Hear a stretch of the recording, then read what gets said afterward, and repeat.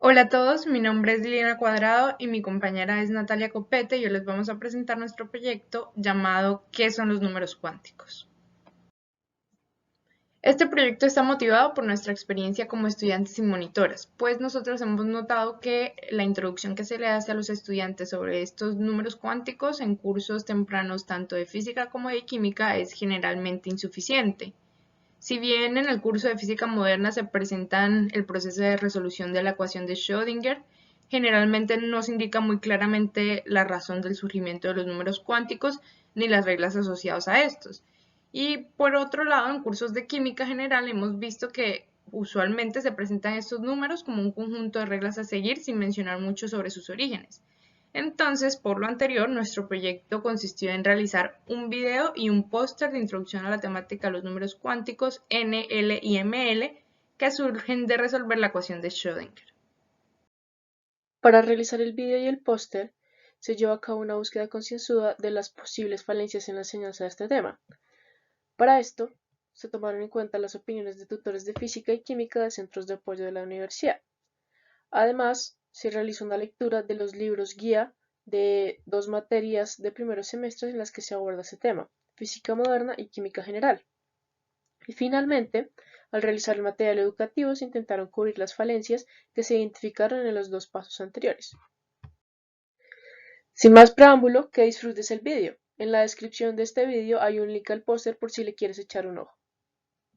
¿Sabes qué son los números cuánticos? N, L, ML, ¿sabes de dónde vienen? ¿Conoces su significado físico? Seguro que algo recuerdas, has escuchado sobre ellos, sobre los orbitales, la ecuación de Schrödinger y el átomo de hidrógeno. Pero si no recuerdas o no entiendes bien estos conceptos, en este video te lo explicaremos. Hablaremos de funciones de onda, solución de la ecuación de Schrödinger, orbitales atómicos e interpretaciones físicas de los números cuánticos, las cantidades que nos permiten identificar el estado de los electrones en los átomos. Dada la dualidad onda-partícula, en mecánica cuántica se puede describir el estado de un sistema a través de una función psi llamada función de onda. La naturaleza de psi es un poco abstracta. Definitivamente no es una perturbación medible que requiera un medio de propagación como una onda de agua o una onda de sonido. Y aunque no tiene un significado físico por sí misma, la podemos ver como una forma de representar el estado físico de un sistema de partículas. Esta función se usa para calcular la probabilidad de encontrar un electrón en una cierta región en el espacio. Esta probabilidad es proporcional al cuadrado de la función de onda. Entonces, psi cuadrado se puede denotar como una densidad o distribución de probabilidad. Y el lugar más probable para encontrar un electrón es donde su intensidad sea mayor. En lugar de una órbita, hablaremos ahora de orbitales atómicos. Se puede pensar que un orbital atómico es la función de onda de un electrón en un átomo. Y cuando decimos que un electrón está en un orbital determinado, queremos decir que la distribución de la densidad del electrón o la probabilidad de ubicar el electrón en el espacio se describe por el cuadrado de la función de onda asociada con ese orbital. Veremos que la función de onda de un sistema estará especificada por un conjunto de etiquetas llamadas números cuánticos. Se requieren de estos tres números para describir la distribución de los electrones en el átomo de hidrógeno y otros átomos, y se van de la solución matemática de la ecuación de Schrödinger para el átomo de hidrógeno. La ecuación de Schrödinger describe el movimiento y la energía de las partículas subatómicas. Esta ecuación fue desarrollada por el físico austriaco Erwin Schrödinger en 1925 y representó toda una nueva era en la física y la mecánica cuántica.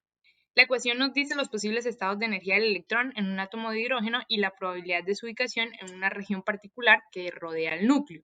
Eso nos va a ayudar a construir un modelo completo del átomo de hidrógeno y los mismos resultados van a poder aplicarse a átomos de muchos electrones. La forma de la ecuación de Schrödinger depende de la situación física. La forma más general es la ecuación dependiente del tiempo, la cual describe un sistema que evoluciona con el paso del tiempo, donde H es el hamiltoniano, que es un término que representa la energía total del sistema. La ecuación de Schrödinger independiente del tiempo predice que las funciones de onda pueden tener la forma de ondas estacionarias, denominados estados estacionarios o también llamados orbitales, como los orbitales atómicos. La ecuación de Schrödinger desempeña el papel de las leyes de Newton y la conservación de la energía de la mecánica clásica, es decir, predice el comportamiento futuro de un sistema dinámico. Miremos ahora el caso particular de un átomo de hidrógeno, que consiste en un núcleo y solo un electrón de diferentes masas. El potencial entre las dos cargas va a estar descrito por un término de atracción eléctrica de Coulomb. Entonces, el hamiltoniano, que es el término que representa la energía del sistema, va a constar de un operador de energía cinética radial y la energía potencial que está representada por la fuerza de atracción de Coulomb entre el protón positivo y el electrón negativo. Entonces, reemplazando este hamiltoniano en la ecuación de Schrödinger, independiente del tiempo, tenemos lo siguiente. La mayor parte del trabajo de resolver la ecuación de Schrödinger ya se ha realizado, porque el movimiento puede considerarse como el de un electrón en una serie de esferas concéntricas. De ello se deduce que se puede esperar que las funciones de onda contengan factores que correspondan al movimiento de una partícula en una esfera. Para solucionar la ecuación de Schrödinger, lo que se hace es plantear un método de separación de variables. Este consiste en plantear la solución de la ecuación psi como una multiplicación de funciones que dependen únicamente de una de las variables que definen la posición del electrón. Así, la función R mayúscula depende únicamente de R, la distancia entre núcleo y electrón. La función θ mayúscula depende de θ, el ángulo polar, y la función φ mayúscula depende del ángulo azimutal φ. La parte de la solución que depende del ángulo azimutal φ tiene esta forma. Es una exponencial compleja, por eso aparece la unidad compleja i. M es una constante cualquiera que aparece al solucionar la ecuación en φ mayúscula. Sin embargo, si le imponemos ciertas condiciones físicas necesarias, vamos a ver que este número va a tener que ser un entero. Veamos. En términos físicos, no nos debería importar si el electrón da una vuelta de 2π y vuelve al mismo punto. Su función de onda debería ser la misma que si no hubiera dado esa vuelta. Por lo tanto, se debe cumplir esta relación, la cual podemos escribir de esta forma. Se simplifican estos dos términos y usando la ecuación de Euler llegamos a esta ecuación. Como las partes imaginaria y real deben ser iguales, necesitamos que el coseno sea igual a 1 y el seno igual a 0. ¿Cómo podemos lograr esto? Nos damos cuenta que esta relación se cumple si m es un entero. Entonces, en este punto tenemos varias posibles opciones de m, en realidad infinitas, y por lo tanto tenemos infinitas opciones de φ mayúscula, por lo que debemos ponerle una etiqueta con el m correspondiente a cada una de ellas. El número m recibe el nombre de número cuántico magnético. Al solucionar la parte de la función de onda que depende de θ, nos damos cuenta que se puede escribir de esta forma. Primero, nos damos cuenta que la solución en θ está dependiendo del valor absoluto del número cuántico magnético m. Pero lo que realmente nos vamos a interesar es en la función g. Esta función es un polinomio coseno de θ. Pero, ¿cuál es el orden del polinomio? Es decir, ¿qué es x? ¿Es posible que sea infinito? La respuesta es no. En realidad, se puede mostrar que si x es infinito, es decir, si la serie es infinita, para valores de coseno de θ de más menos 1, la serie va a divergir. Y recordemos cuál es la interpretación física de la función de onda psi. La magnitud de psi al cuadrado es interpretada como la probabilidad por unidad de volumen de que el electrón se encuentre en el punto rθ. Por lo tanto, el máximo valor que puede tomar esta cantidad es 1, y de acuerdo con nuestra interpretación física de la función de onda, no podemos tener una serie infinita. Así que debemos imponer una restricción para hacer que esta serie se detenga en algún término. Pero, ¿dónde podemos hacer que se detenga? Tenemos muchas opciones. Podría ser acá, acá, acá, o aquí, o en cualquier otro término. En realidad, todos estos lugares van a ser válidos, y cada uno va a representar una posible solución. Entonces, como en el caso anterior, necesitamos un número cuántico que nos etiquete nuestras soluciones. Es posible mostrar que, para que G se detenga en un término X, este nuevo número cuántico, que lo llamaremos L, debe ser igual a X más valor absoluto de M. De esta forma, si detenemos la serie en un término X igual a 0, L será igual a 0 más valor absoluto de M. Si lo detenemos en un término X igual a 1, L será igual a 1 más valor absoluto de M, y así sucesivamente. De la expresión L igual a X más valor absoluto de M podemos sacar dos conclusiones. La primera es que L es un entero no negativo. Y la segunda es que para un número L fijo solo se pueden considerar números M tales que su valor absoluto sea menor o igual que L. O lo que es lo mismo, que los valores de m posibles son los enteros que se encuentran entre menos L y L. Por cierto, para indicar que estamos considerando los números cuánticos m para un L fijo, les ponemos subíndices L. A L lo llamamos número cuántico orbital y cada tupla L, m sub L corresponde a una función teta diferente. Llegados a este punto, solo nos queda por discutir la parte radial de psi. Para no agobiarte con más cálculos, mencionaremos brevemente que, al resolver para R, de nuevo aparece una solución polinomial que debemos truncar para que nuestra interpretación de la función de onda sea válida. De nuevo, dependiendo de en qué grado x del polinomio nos detengamos, tendremos una solución distinta. Y de nuevo, es posible mostrar que para lograr esto debemos introducir un nuevo número cuántico, al cual llamaremos n y el cual deberá ser igual a x más L más 1. De esta forma, si detenemos la serie en el término x igual a 0, n será igual a 0 más L más 1. Si la detenemos en x igual a 1, entonces n será igual a 1 más L más 1. Y así sucesivamente. De la expresión n igual a x más L más 1 podemos sacar dos conclusiones. La primera es que n es un entero no negativo y distinto de 0. La segunda es que para un número n fijo solo se pueden considerar números L estrictamente menores que este. El nombre que se le otorga a n es el número cuántico principal. Para cada tupla n, L se tiene una función de onda radial diferente.